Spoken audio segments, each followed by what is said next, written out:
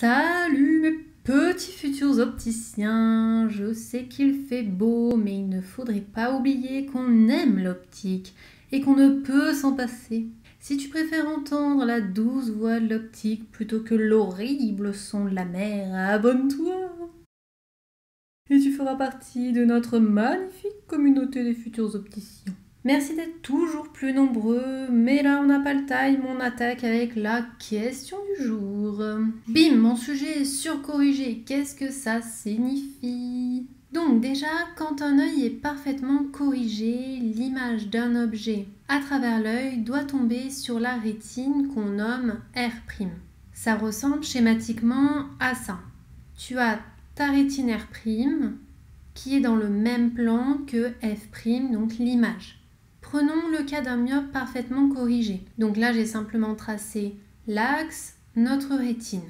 On va juste pour bien comprendre se rappeler le cas d'un myope. Un myope, c'est une personne qui a son image qui se forme avant sa rétine.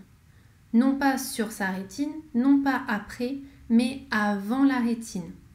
Si elle était sur la rétine, cette personne verrait net sans accommoder. Mais là, il est myope. L'image se place avant. Maintenant, cette personne myope, elle va chez son opticien, avec l'ordonnance, il lui fait une paire de lunettes qui va lui permettre de ramener cette image qui était avant la rétine sur la rétine, de sorte à ce que cette personne voit net sans accommoder. Donc, vers concave, donc vers de myope, vers négatif, décale l'image vers la droite. On peut déjà se faire une petite conclusion sur le myope qui est parfaitement corrigé. Le verre concave que l'on met pour corriger la myopie décale l'image vers la droite afin de la positionner sur la rétine. L'image dans ce cas-là est nette et le sujet n'accommode pas, il ne force pas. Prenons maintenant le cas d'un hypermétrope qui serait parfaitement corrigé.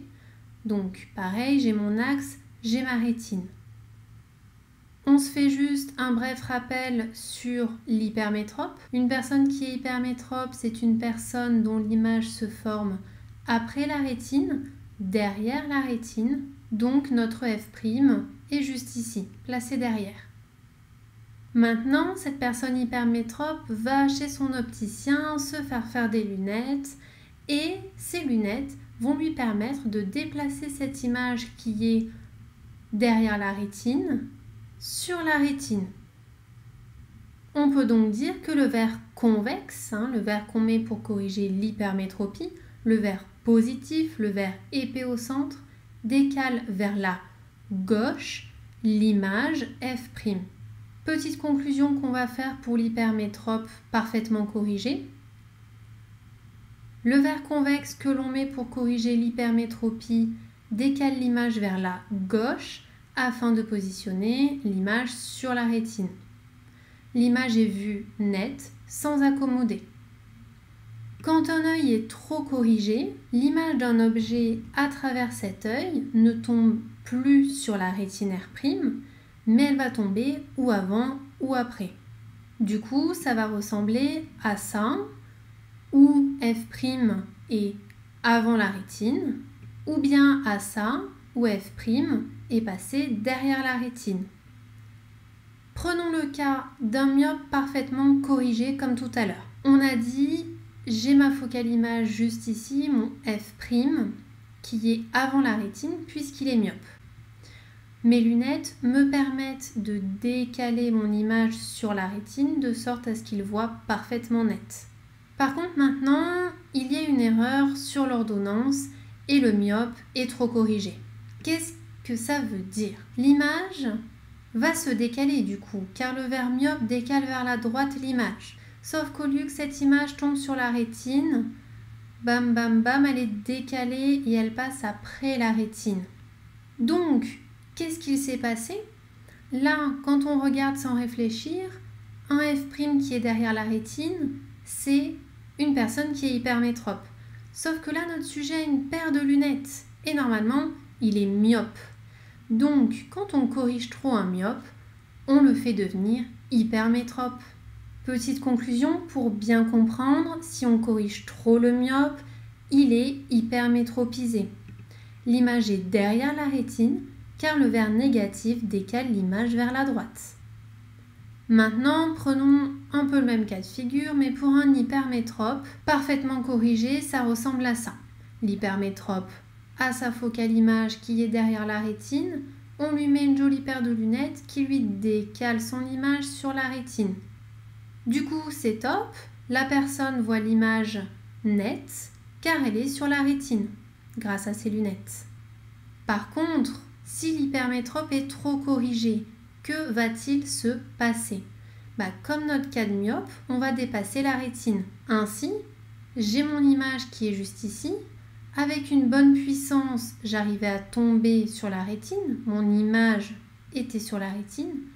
Par contre, s'il y a une erreur de puissance et qu'il y a trop de positifs, trop de plus, eh bien notre image est décalée vers la gauche davantage, ce qui fait que notre image passe devant la rétine. Ça ressemble à ça. Et là, tu vas me dire, oh bordel, mais ça, c'est un myope. Et oui, on a rendu notre hypermétrope myope. Du coup, petite conclusion pour se rentrer ça dans la tête, si on corrige trop l'hypermétrope, il est myopisé. L'image est devant la rétine car le verre positif décale l'image vers la gauche. Si jamais tu n'as toujours pas compris et que tu préfères voir les choses de façon simplifiée. En gros, un myope qui est surcorrigé, qui serait trop corrigé, il est hypermétropisé. Un hypermétrope qui est surcorrigé, il sera myopisé. Ça, tu le verras souvent dans les sujets d'analyse de la vision. Tu comprends vite que du coup, c'est l'inverse du défaut de base du sujet. Un myope qui est trop corrigé devient hypermétrope. Un hypermétrope qui est trop corrigé passe dans un cas de myopie. Du coup, il se passe quoi si nous corrigeons trop quelqu'un? Ça va dépendre de la puissance qu'il a en trop. Et ça va dépendre de son amétropie, s'il est myope ou hypermétrope. Je parle bien ici de son amétropie réelle, pas celle qu'on aurait créée en corrigeant trop le sujet. On va reprendre quelques points. Là, j'ai un myope, donc il a son image avant la rétine. Là, j'ai un hypermétrope, son image se forme derrière sa rétine. Maintenant, on est dans le cas d'un myope et d'un hypermétrope trop corrigé, donc un myope hypermétropisé et un hypermétrope myopisé. Qu'est-ce que ça veut dire? Ça veut dire que au lieu que son image se forme avant la rétine comme un myope, vu qu'on a mis trop de corrections, ça a décalé l'image non pas sur la rétine, mais après la rétine. On a donc rendu notre sujet hypermétrope, d'où hypermétropisé. Même délire avec l'hypermétrope myopisé. Hypermétrope, son image était derrière la rétine.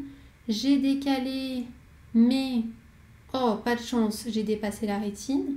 Tac, mon image se forme avant la rétine. Mon sujet est myopisé. Du coup, quelle est la différence entre les deux? Le myope qui est hypermétropisé, en soi, sachant que son image se forme derrière la rétine, il a la capacité d'accommoder. Donc, il verra toujours l'image nette parce qu'il peut forcer sur son œil pour ramener cette image sur sa rétine, dans la limite bien sûr de ses capacités. Mais en tout cas, lui, il peut forcer, il peut accommoder, comme l'hypermétrope. Par contre, l'hypermétrope qui est myopisé, il est mal. Pourquoi? Parce que lui, son image est avant la rétine et on sait très bien qu'un myope, quand il est dans la merde, il est dans la merde, il ne peut pas forcer. Donc, il n'a aucun moyen de voir l'image nette car il ne peut pas accommoder. Il est myopisé, donc il ne peut pas forcer. Donc là, on vient de comprendre que le myope trop corrigé peut forcer sur son œil, peut accommoder pour voir l'image nette. C'est pour cette raison d'ailleurs qu'on surcompense le myope lorsqu'on normalise la valeur de la compensation parfaite qu'on trouve avec le calcul en analyse de la vision. Ça, c'est quelque chose qu'il faut avoir en tête. Un myope, quand on arrondit la valeur, on arrondit à la valeur qui est supérieure. Par contre, on ne peut pas faire ça pour l'hypermétrope trop corrigé, parce que l'hypermétrope trop corrigé ne peut pas accommoder. Donc, c'est pour cette raison qu'on va sous-compenser l'hypermétrope lorsqu'on normalise la valeur de la compensation parfaite qu'on calcule en ANVI. Pourquoi on fait ça ? Pourquoi on sous-compense ? Eh bien on fait ça simplement pour que cette personne reste toujours un peu hypermétrope et la capacité d'accommoder pour voir l'image nette. Si elle passe du côté myope, elle ne pourra pas accommoder, donc elle verra l'image floue. Attention, attention, lorsque la compensation que porte le sujet est différente d'environ 0,25 par rapport à la compensation parfaite, on a des possibles plaintes. Les plaintes, ça va être des maux de tête parce qu'on force toute la journée, vision floue, donc pas mal de plaintes qu'on pourra rattacher à une mauvaise compensation, éventuellement en examen de vue notamment. Bon, du coup, c'est bien beau tout ce que tu nous racontes, mais c'est quoi cette histoire d'accommodation ? C'est peut-être pas clair pour tout le monde, donc je préférais faire un petit rappel. Accommodation, c'est un réflexe de mise au point. C'est comme sur un appareil photo, sur ton téléphone quand tu vas prendre une photo et qui fait tout seul une mise au point pour voir l'image nette. Sauf que l'accommodation, on ne le contrôle pas, c'est un réflexe. Donc c'est le cerveau, tes yeux qui font ça tout seul. Et cette accommodation, cette mise au point, elle est faite grâce au cristallin. Cristallin, qu'on appelle souvent la lentille de l'œil, qui est une lentille convexe. C'est une lentille très positive, qui a la capacité, grâce à des muscles, de se déformer de sorte que l'image observée soit vue de façon nette. Notre cristallin va se bomber lors de l'accommodation pour devenir plus convexe, plus positif, ce qui va décaler du coup notre image sur la rétine, décaler vers la gauche. Tout est en relation. Quand on parle d'accommodation, c'est souvent pour la vision de près, du coup la vision rapprochée. C'est forcément un cristallin qui se bombe, parce que c'est un cristallin qui va être plus convexe. Une personne presbyte, on lui met du plus au près, parce qu'il manque d'accommodation. Donc tout est lié. Notre cristallin, c'est une lentille convexe qui a la possibilité de devenir plus convexe en se bombant pour accommoder en vision de près. On va simplement finir par ces deux petits schémas que je voulais absolument te mettre pour vraiment comprendre en profondeur le fonctionnement du cristallin. Là, on a un cristallin qui est un peu moins convexe qu'ici. Là, on a un cristallin très bombé, il est plus convexe. Ici, tu es d'accord avec moi qu'un cristallin qui est un peu plus aplati, ça va être un cristallin moins convexe, donc plutôt pour la vision de loin. Au niveau de l'anatomie, on va avoir des muscles ciliaires qui vont être relâchés. Par contre, les ligaments seront tendus. Lorsqu'on va passer en vision de près, notre cristallin va s'épaissir, va se bomber pour apporter plus de convexe, plus de puissance au près. Les muscles ciliaires vont se contracter, les ligaments seront détendus et donc on a notre petit cristallin ici qui va nous permettre de décaler l'image sur la rétine et de voir net au près. Et voilà, la question de la surcorrection, elle est vite répondue avec une petite vidéo famille. Merci pour vos likes et n'oubliez pas qu'on s'approche des 500 futurs opticiens dans la communauté et que les fiches de révision à gogo vont bientôt arriver du coup. Allez, bisous bisous les futurs opticiens.